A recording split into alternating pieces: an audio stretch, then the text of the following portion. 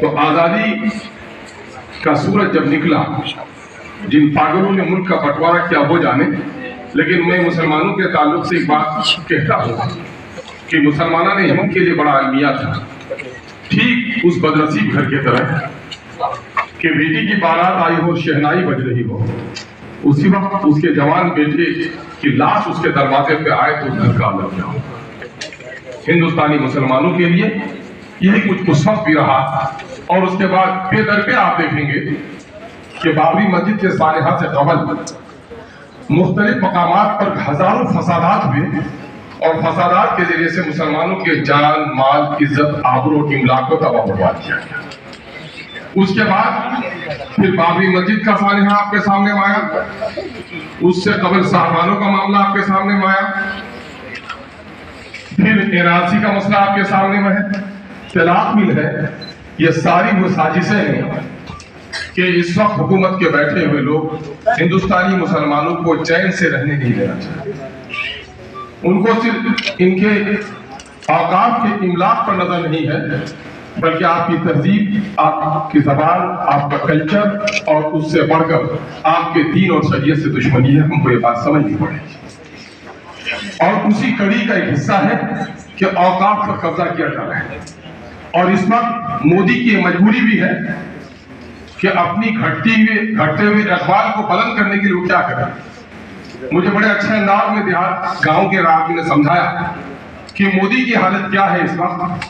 किसी अमीर का बच्चा रोता है तो उसे नौकर को देता है, इसे सहलाओ, खिलौना दो, खिलौना फेंक देता है, फूल की क्यारियों में ले जाता है, फिर भी चीखता है। ऐन उसी वक्त उसके दरवाजे के तालाब के किनारे एक बिल्ली पड़ी है और वो नौकर जो बच्चे को गोद में लिए था, उस बिल्ली के बच्चे को पकड़ता है, पानी में डुबोता है, उठाता है तो बच्चा मुस्कुराने लगता है, हंसता है और फिर इसका फैल जाता है। तो जब भी वो बच्चा शरारत करे तो उसकी माँ उसी नौकर को दे वो खिलौना नहीं बल्कि उस बिल्ली को डुबाने और उठाने से ही वो बच्चा मुस्कुराने लगता था। ठीक उसी तरह आज हिंदुस्तान में फिरका परस्त ताकतें, नौकरियां जा रही हैं, महंगाई बढ़ रही है, रेलवे का बुरा हाल है, ये सारी चीजें उसकी नजरों से ओझल है। जहां मुसलमानों को जख्म पहुंचाया जाए फिरका परस्त वोट मुत्तहिद हो जाता है। और इसी को मोदी ने ये मजबूत कड़ी पकड़ ली है उसने कि बाबरी मस्जिद के इन्हिराम के बाद हम 288 पर पहुंचे हैं। गोधरा के खून की दरिया बहा देने के बाद हमें दिल्ली का इख्तियार नसीब हुआ है। और जब भी हम मुसलमानों को परेशान करते हैं हमारा वोट मुत्तहिद होता है, मुसलमान अमन से रहता है तो मेरा मकान बर्बाद होता है। उसी साजिश की कड़ी है कि आपके वक्त को बर्बाद करने की साजिश चल रही है। अब हमको करना क्या है? मैं समझता हूं कि इस लड़ाई को बड़ी आसानी से लड़ी जा सकती है, क्योंकि जिस अंदाज से बहुत सारे लोग हैं, नीतीश कुमार साहब को मसीहा मानते हैं और उनकी मसीहाई का दम भी भरते हैं। और जिस आपको याद होगा एनआरसी के मसले पे जब हमारे वो मुमताज उलमा गए थे, उसने कहा था कि मेरे आंख पर ऑपरेशन हुआ, मैंने देखा भी नहीं क्या मामला आया था। लड़ते हैं और हाथ में साधा लोग ही कि उससे बढ़कर क्या मिसाल हो सकती है। अगर जेपीसी में मेंबर हैं जेडीयू के, और जैसा कि अभी रामविलास पासवान साहब की पार्टी के नुमाइंदे गजाली साहब ने कहा है, और जैसा कि तेलुगु देशम पार्टी ने भी उसकी मुखालिफत की है, तो जेपीसी में अगर यही लोग अगर मुखालिफ खेमे में आ जाए और हमारी हिमायत करने लगे तो मैं समझता हूं कि जेपीसी में हमारी कामयाबी हो जाएगी। तो जरूरत इस बात की है कि इन लोगों पर दबाव बनाया जाए कि जेपीसी में अगर मामला में हम कामयाब हो जाते हैं तो हमारी लड़ाई हो जाती है पूरी। अगर खुदा न खास्ता वहां नाकामी अगर हमको हासिल होती है तो फिर हमारा तरीक़ेकार क्या होना चाहिए, इस पर गौर व फिक्र करने की जरूरत है। मुझे माफ कीजिए, उलमा की महफिल है, मैं दीन का एक मुब्तदी शागिर्द हूँ। प्यारे आका सल्लल्लाहु अलैहि वसल्लम की वो नसीहतें याद आती हैं कि अनकरीब कौमें तुम पर टूट पड़ेंगी जिस तरह भूखा खाने पर टूट पड़ता है। गरजे तादाद तुम्हारी ज्यादा होगी, अल्लाह बचाए, हमारी हिफाजत फरमाए। शायद हम उसी दौर से गुजर रहे हैं। दाढ़ियां महफूज नहीं है, टोपी की हरकत बाकी नहीं है, बेटियों के पर्दे चाक किए जा रहे हैं, अदालत अपनी जगह पर है, बुलडोजर से मुसलमानों के मालो इमलाक को नुकसान पहुंचाया जा रहा है। और फिर ये कब्रिस्तानी खामोशी हमारी सफों में है। कहीं मसलक के झगड़े हैं, कहीं पार्टियों से वफादारियां हैं, लेकिन अपने दीन और अपनी शरीयत की बका के लिए मुस्तफिद होना हमें नसीब नहीं हो सका है। देर बहुत हो गई है।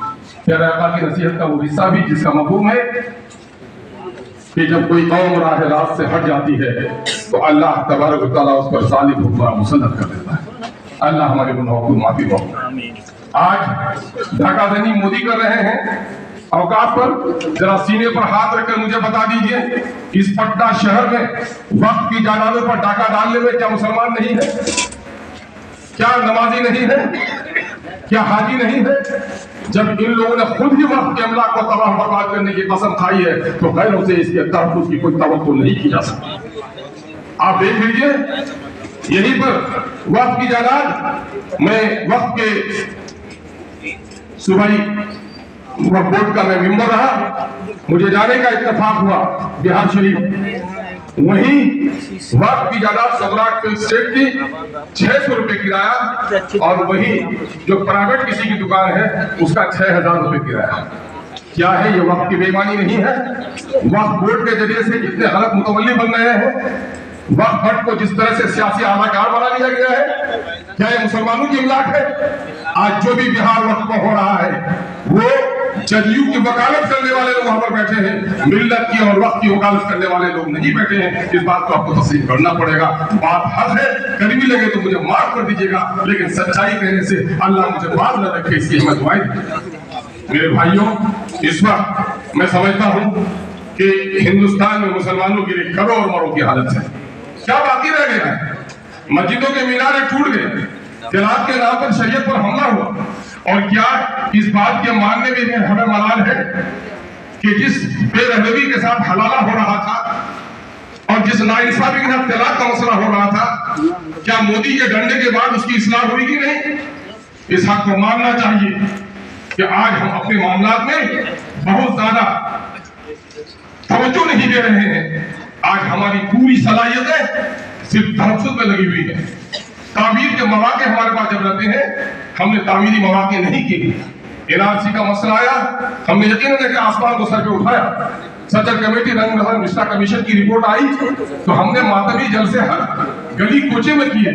लेकिन क्या पटना शहर में वक्त की इमलाक का एक नमूना जो असलाफ ने हमें दिया था, मदरसा शमसुल हुदा को भी दुरुस्त कर सके क्या? क्या अय्यूब गर्ल्स हाई स्कूल को दुरुस्त कर सके क्या? देखिए, उंगली उठाना बहुत आसान है दूसरों पर, अपने गिरबान पे झांकना जरा मुश्किल काम है। इस वक्त मिल्लत को ये मुश्किल काम करनी चाहिए कि हम वक्त की इमलाक के बारे में खुद ईमानदार हों, और जो लड़ाई कौमी सतह पर हमारे अकाबरीन तय करें, उस लड़ाई को लड़नी चाहिए। कौम को इत्तेहाद की दावत देने वाले अगर खुद अपने काविशों में मुत्तहिद नहीं हो तो कौम एतबार नहीं करेगी। इस वक्त हमने बहुत कुछ खोया है। मैं तो कहूंगा, अगर मेरा बस चले तो चलिए, पटना चलिए, बुलाइए पटने में, सूबाई दौरे कीजिए, तमाम तर मुस्लिम अराकीन असेंबली और पार्लियामेंट से मिलिए, और उन लोगों से जो लोग हमारे हममिजाज हैं, पप्पू यादव साहब अगर साथ देना चाहते तो वो भी रहे, दो दूसरी पार्टी के जो सेकुलर लीडर्स हैं, जो इस हिंदुस्तान में हिंदू मुस्लिम सिख ईसाई सबकी बका चाहते हैं और इस हिंदुस्तान में आइन का तहफ्फुज़ चाहते हैं।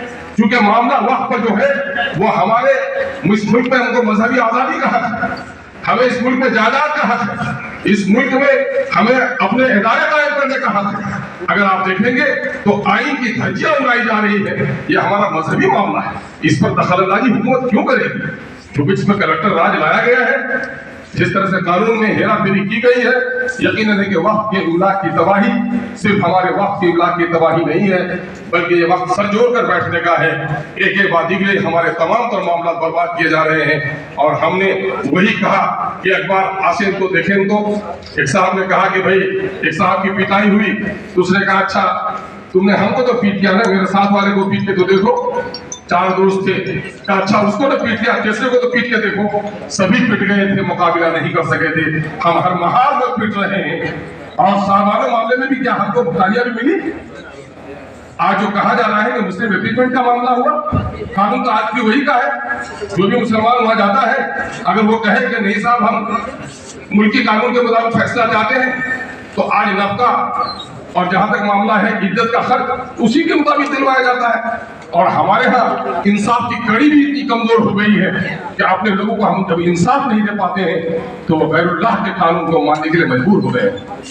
मैं ये जसारत की है आपसे कि इस वक्त जरूरत इस बात की है कि मुस्लिम मेंबर पार्लियामेंट और असेंबली से रुजू किया जाए और जो हम ख्याल सियासतदान है उनसे रुजू किया जाए। और अगर इस वक्त बिल की वापसी नहीं होती है मोदी सरकार से तो सभी लोग मुत्तफिका तौर पर, मुत्तहिदा तौर पर पार्लियामेंट और असेंबली से रिजाइन करने का फैसला कर ले। चूंकि जब इस मुल्क में कानून बाकी नहीं रहेगा तो फिर ऐसे अहम में रहने से क्या फायदा। जसारत भेजा के लिए माफ कीजिए। अल्लाह तबारक तआला हमें सही सोच, फिक्र और अमल की तौफीक अता फरमाए। वाखिर दावाना अल्हम्दुलिल्लाह।